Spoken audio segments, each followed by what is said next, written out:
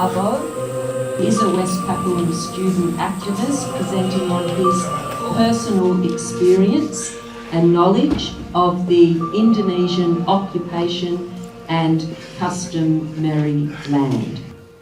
Yeah, so before moving on, I would like to talk about the 7 customary lands, which is most important to us for West Papua that are likely to lose. As you can see on the slide, the 7 customary lands, even before Western colonialisms or establishment, the customary lands already exist in West Papua. So especially for me, I'm from Lapago. The picture is from Wamena, and it's where young people, women and men where they're guarding. So why land is matter most to West Papua? As I highlighted, three main points there: land is life, identity, and survival.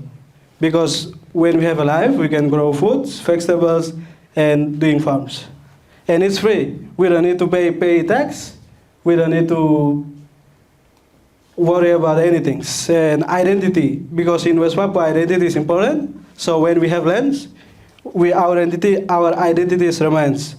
And survival, of course. If we don't have land, we can survive. And next one is land as livelihood. So as you can see, the main point that I highlighted, I will talk a little bit about how it's like growing up there. So first knowledge that I learned from my parents was when my parents took me to the jungle. Took me to the jungles, and as we grow, and he used to teach me where is our lands, where is our forest, and where I need to fish, where I need to hunt, where I need to do farm, and where I don't need to do, because land is sacred and protected. So we cannot do farming or hunting and fishing in other family lands, because it will cause problems to the parents, and they will come and, oh, your kids steal the food or sweet potato, so we need a big pig from you. So yeah, that's how my parents teach me when I was growing up there.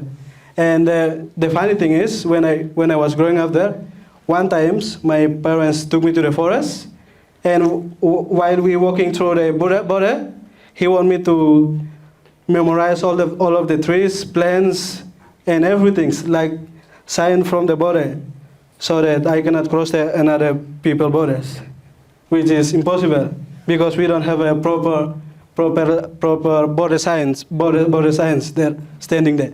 We only memorize the trees. Oh, this tree is ours. This tree is theirs.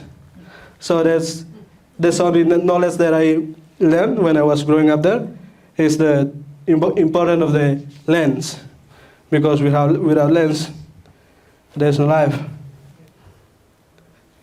So moving on, land taken without consent. As you can see on the slide, the first ones, Indonesian military, they just go to the West Papuan place and they put a sign, this land is owned by military.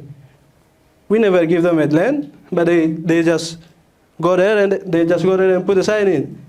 And the second picture, as you can see, when they negotiate with the lands, they go with the military, not with the government or not with the states. So how you can say no when there is military standing and put a gun on you and they said, please sign this land. The investment for mining, plain old and things like that. We don't have choice. And next slide, after they take to control of the lands, this is the transformation of the land, as you can see. The first one is forest clearance in Merauke. So they clearing the massive forest in Merauke to large-scale plantations.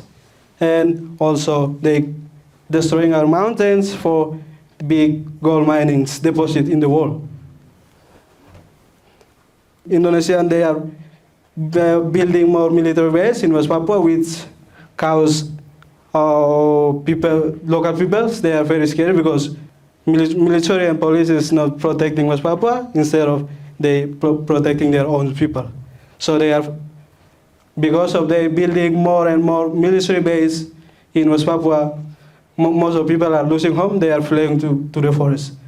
And the second one is more forest clearance, and as you can see on the picture, more palm oils. And those palm oils are owned by private company. So there is no benefit to the community. We don't get any. They just took it. So what we are losing? More than land. Forests, rivers, biodiversity, and culture. For those who you don't know the picture, this is Raja Ampat.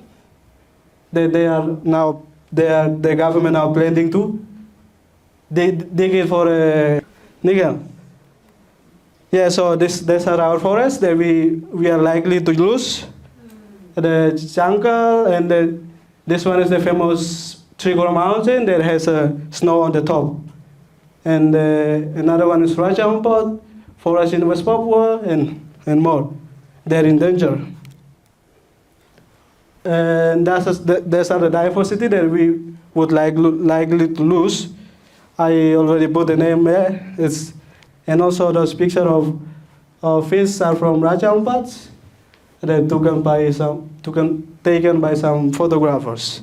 And third one is culture. So when the land is taken, we cannot do a proper sago.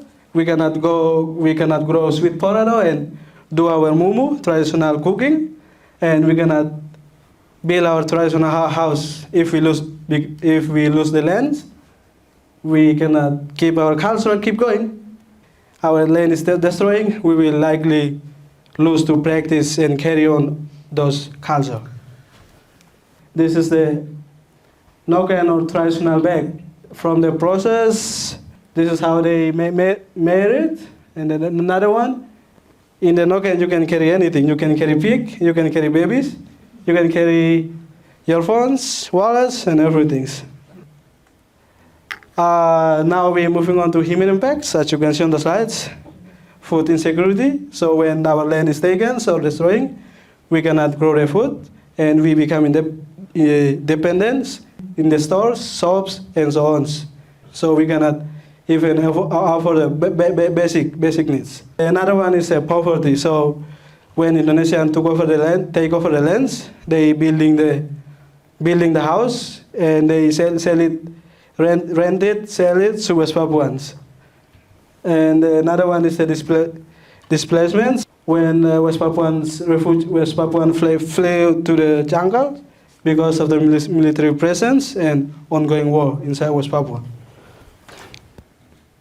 The struggle is continue because the land is still being defended, survival, dignity, and future. So if we don't have future, our generation would likely not come, and if we don't have land, we don't have dignity and survival, because in West Papua we depend on land.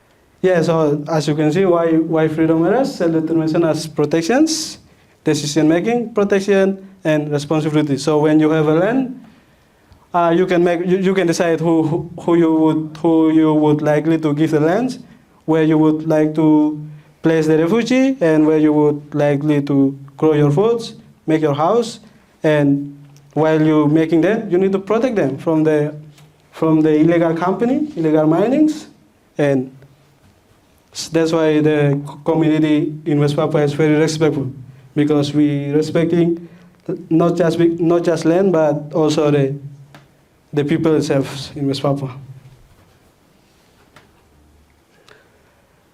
Yeah, so this is just two examples. We keep silence with this destructions, genocides, and things. Now we're still protesting in West Papua, but yeah, as you know, the government is still silencing us. So this picture as the young West Papuans protesting in the forest to stop the palm plantations. So yeah, those are the owner of the lands. They are protesting for their lands. This protest carried out in Jakarta when there were agreement to clear a big forest in West Papua, and local people from Merauke, they went to Jakarta to protest, and so far nothing to be likely to result. So defending land is defending life, because without land we cannot live. And yeah, protecting land is not against development, because development doesn't give us much more opportunity and access. After this session, thank you very much for.